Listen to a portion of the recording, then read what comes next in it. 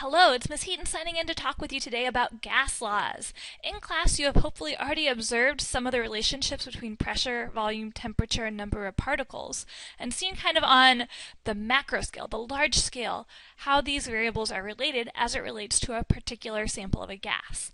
Well, in this screencast, you're going to learn how to do that quantitatively. We're going to put numbers to it and describe the relationships between pressure, volume, and temperature. And that is part of objective 2C here. So just to summarize, in case you haven't captured this yet, pressure and volume are inversely related, volume and temperature, and pressure and temperature are both directly related, and we can express those laws mathematically as shown here. And these are the things we assume constant. For pressure and volume, we assume the other two variables, number of particles and temperature, are constant. Now, what if that's not true? Let me give you an example here. In this situation, number of particles will stay the same, but the other three variables are going to change. This is a very sad situation for the company to which this happened. There was a big oil tanker, and it was filled with liquid of some sort, probably flammable based on this sign here. They drained it out, and then they wanted to clean it out to be ready to go for the next time. Well, they did this on kind of a cold, gray day, and when they rinsed it out, they used hot, steamy water and then sealed the end so no particles could get in or out. So inside the container, it was very hot initially. But then, as time progressed, those particles started to cool off to reach equilibrium with the air around them, so the temperature was dropping. And as a result, those particles started to slow down and not hit the walls of the container as much, so the pressure inside this steel container dropped dramatically. However, the air pressure stayed the same. So low pressure inside, high pressure outside. Eventually the outside pressure pushed on the steel so much that the inside force could not respond, and so the volume of the tanker decreased dramatically, creating this disaster that you see here. This is very similar to the can crush demo that you may have seen in class in the It's a Gas activity, where three variables were changing at once. Well, how could we describe this quantitatively? Don't worry, there is an equation for it, and it is called the combined gas law, because we're combining all of our prior relationships, and it assumes only that the number of gas particles in your sample stays the same. Here's the equation. Because pressure times volume is a constant, we'll put that equal to a constant, and then volume divided by temperature is constant, and pressure divided by temperature is constant, so we'll put temperature below them. And we could say that for our first situation, the pressure and volume divided by the temperature equals some number, and if we were to change all of those variables, they would still have to equal that constant value. So like, let's say pressure times volume divided by temperature was 100, well, that would have to stay the same even if we increase the pressure, decrease the volume, and then change the temperature.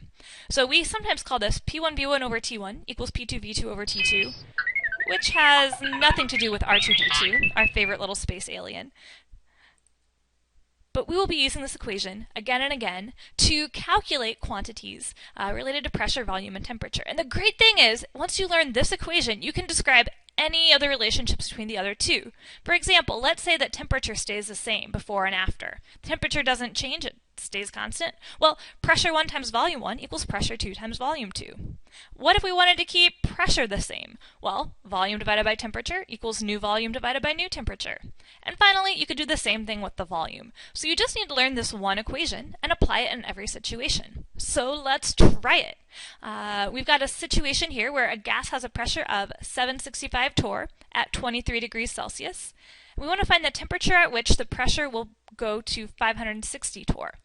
I'm going to encourage you to make a little table like this to describe what's happening and to make sure you're doing your calculations correctly. So we've got our variables of pressure, temperature, and volume, our initial, final, and our effect values. So here's how you'd fill it in. It says the pressure is 765 torr and the temperature is 23 degrees Celsius. Ooh, remember that all the temperatures have to be in Kelvin, so add 273. And then we want to find the temperature, that's our question mark, at which the pressure is 560 torr, so fill that in. Notice that from our initial to our final values, the pressure has gone down. Well, we know that pressure and temperature are directly related, so if pressure drops, the temperature has to drop as well. So at the end, we can come back and check and make sure that our temperature value that we calculate is less than 265 Kelvin. Notice also that the problem said nothing about volume, which means you can assume that it is constant or not changing. So we'll ignore the volume part of our equation and just plug in our pressure and temperature values. Or you could even just plug in V and then notice that the V and the V cancel out because before and after they're the same. So we've plugged in our initial pressure and temperature and our initial pressure and, our final pressure and the variable we're solving for. We'll do a little bit of removing of the V variable, then we will divide the two numbers on the left, 765 divided by 296, and we have that equal to 560 over our temperature. We could then cross multiply T times 252.58 equals 560, divide both sides by 2.58. You get 216.68. That's your temperature in Kelvin. Rounded to sig figs, it looks like this has 3, this has 2, and this has 3. So if you wanted to keep your answer in Kelvin, you could say 220 Kelvin. If you wanted to convert it back to Celsius, it would be negative 56 Celsius, because you'd subtract 273 from your answer. And let's check and make sure that our temperature did indeed decrease. Yes, it went from 23 Celsius to negative 56 Celsius. That is what we would expect to cause a drop in pressure. Let's try another one. This time, the volume of a gas-filled balloon, ooh, I like balloons, is 30 liters at 313 Kelvin and 0.75 atmospheres of pressure. What would the volume be at STP? Ooh, do you remember what that is? If not, let me help you out. STP stands for standard pressure of 1 atmosphere exactly, with a zillion sig figs, and then a temperature of 273 Kelvin. We could plug in our initial pressure, temperature, and volume that we were given in the problem, and we're being asked to find the volume at STP, so that would be our variable. The pressure will be going up from 0.75 to 1. The temperature will be going, ooh, that's actually going down. That is an error. This should be going down. And it gets a little complicated here to try to figure out what happens to the volume as a result.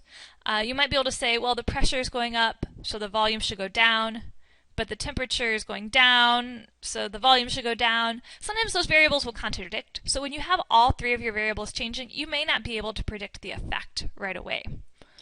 So we will plug our variables, we'll plug our numbers into our variables into our equation. So pressure times volume over temperature equals pressure times our variable divided by our temperature. I went ahead and combined the terms on the left and kept the terms on the right the same. And then you could cross multiply, so 273 times 22.5 equals 313 times V. Divide both sides by 313, and you get 19.6 liters as your final volume. And the volume decreased because the pressure increased and actually the temperature decreased. So in this case, the pressure and temperature caused consistent changes to the volume, but sometimes it may be difficult to predict. And sig fig wise, we've got 3, 3, and 3, so our final answer has 3. We're good to go. Let's see if you got the hang of this. Try this problem on your own. So hit pause, try it, and let's see how you did.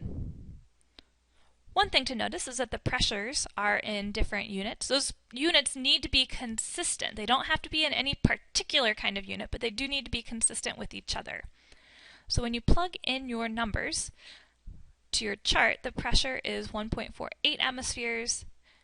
So the final pressure, if it's 200 kPa, divide by 101.3 to get 1.97 atms. So you notice that the pressure is going up.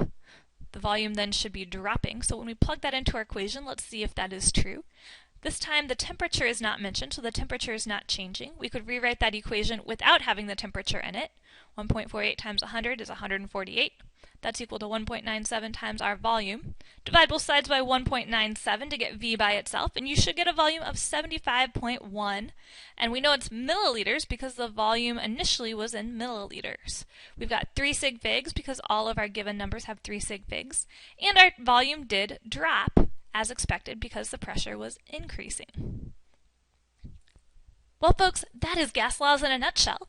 Make sure that you are able to identify which equation to use, identify the relationship as direct or inverse, and identify the graph shape for each of the 3 combinations we talked about, and then correctly use the combined gas law equation to solve a problem. If you've got that down, you are good to go on this. So this is Ms. Heaton, signing out.